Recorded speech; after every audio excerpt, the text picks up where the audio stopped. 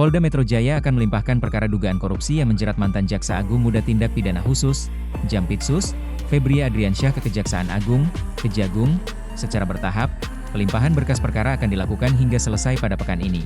Febria Adriansyah merupakan tersangka dalam kasus dugaan tindak pidana korupsi, suap, gratifikasi, dan tindak pidana pencucian uang, TPPU. Korps Pemberantasan Tindak Pidana Korupsi, Kortas Tipikor, Polri juga menetapkan tersangka lain yakni pengusaha bernama Don Rito, Dr. Penetapan tersangka itu disampaikan setelah Febria Adriansyah mundur dari jabatannya sebagai Jampitsus Kejagung. Pengunduran diri Febria Adriansyah diumumkan oleh Kepala Pusat Penerangan Hukum, Kapus Penkum, Kejagung, Anang Supriyatna pada Sabtu, 11 Juli 2026, dini hari.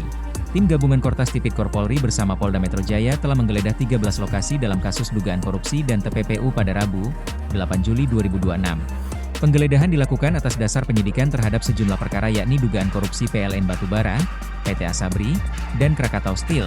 Kini Kejagung menyatakan akan menelusuri informasi mengenai dugaan adanya sejumlah bunker yang disebut-sebut berkaitan dengan Febria Adriansyah.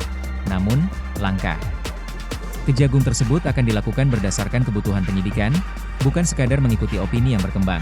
Hal ini dilakukan Kejagung merespons pernyataan Ketua Komisi 3 DPR RI, Habibur Rahman, yang mengungkap adanya informasi mengenai potensi lokasi lain yang diduga menyimpan barang bukti terkait perkara yang menjerat Febria Adriansyah.